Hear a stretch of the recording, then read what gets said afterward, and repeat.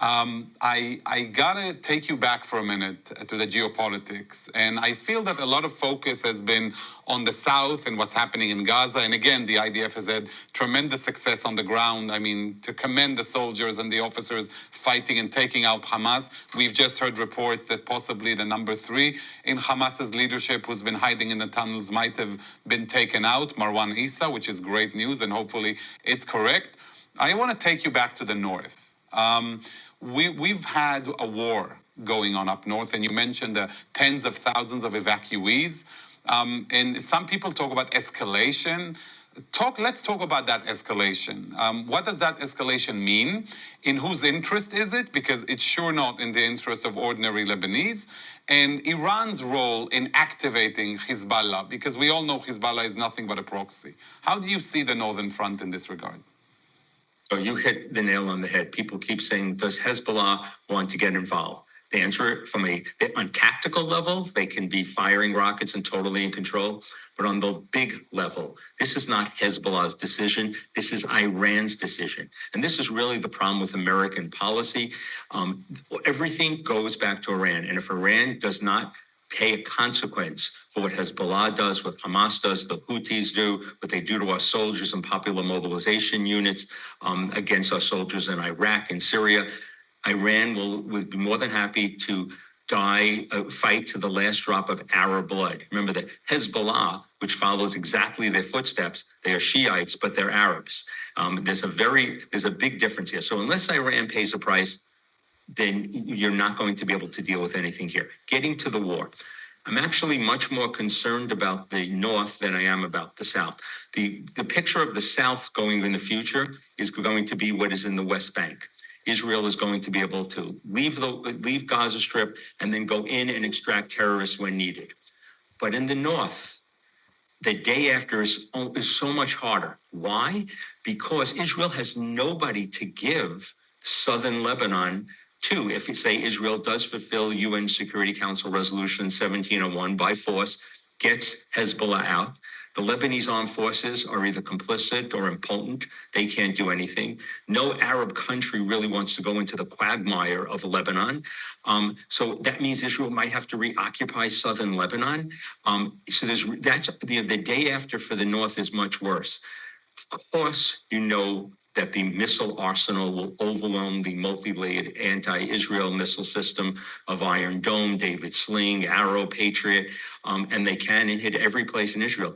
But another thing to realize, as devastating as Hezbollah's is, Iran itself has much more than Hezbollah and could join in the fight from there, besides its proxies shooting, from Yemen or Syria or Iraq.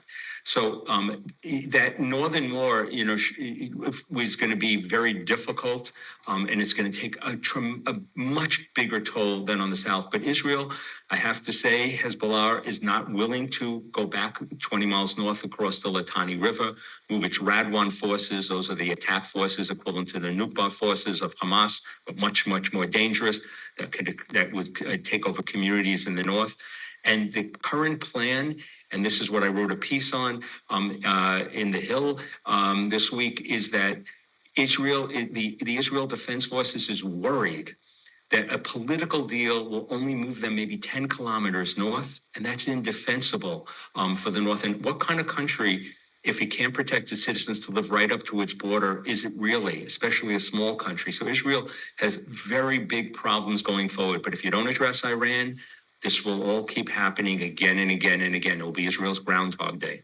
To address Iran, Israel could either, think about doing it militarily or might require a grander understanding by Western powers that they need to stand by Israel in curbing the Iranian influence in the region, which in all true and effect can really help push the region into more stability and rather peace, because we've seen the Iranian influence in Syria, in Iraq, in Yemen, in Lebanon, in the Palestinian areas. We know what they're trying to do in destabilizing the region. I want to ask you, Eric, have you seen such willingness on the side of the U.S. and other Western allies to come not to Beirut but to Tehran, demanding them to take a step back, or else, which may be the only way to curb Hezbollah and prevent an all-out war? Have you seen such willingness?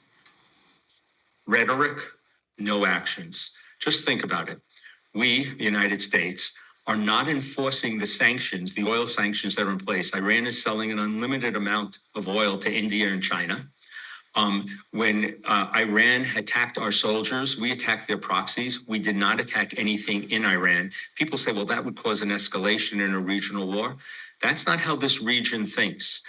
If Iran feels threatened and they want to survive, you have to make them pay a consequence. They have many vulnerable places that we can even symbolically send in some missiles just to let them know we can stop them. We are handling this incredibly poorly. There's no willingness because they think this will put us into another quagmire of a regional war, just like we tried with Afghanistan and Iraq. But, you know, it's funny, I was interviewed in 2003 on ABC. It's right before American troops went into Iraq. And they said to me, should we go in? And I'll never forget my answer. I said, if you don't have an answer for Iran, don't bother going into Iraq. Oh, wow. It's this. Quite the foresight. Yeah. I mean, and you really, it wasn't, it should have been really clear and obvious what it was at that time. It was prescient, but it wasn't that much analysis to have come to a simple conclusion. Iran is the problem. America should say we want to be pro-Iranian. What does pro-Iranian mean? Being for the Iranian people. We want them to take control of their lives and have regime change. Right.